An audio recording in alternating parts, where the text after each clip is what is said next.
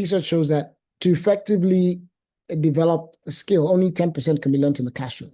20% comes from your developmental relationships with your mentors, with your peers, with your coaches.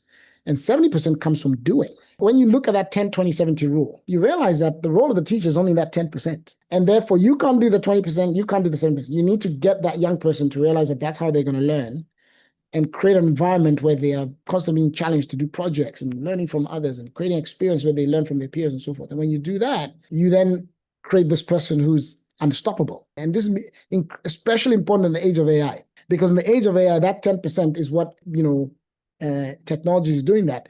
You cannot remove those developmental relationships with AI, and you also cannot remove the learning by doing with AI.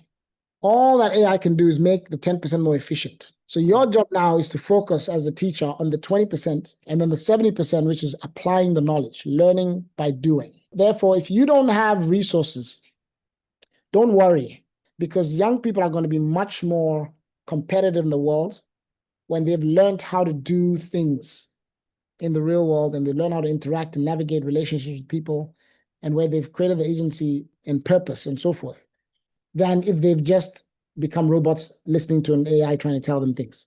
Those who think that education is only about knowledge transfer are the ones who will not thrive in this world, because the AI is going to be more efficient in that knowledge transfer, but the AI will never be able to replicate the other two things.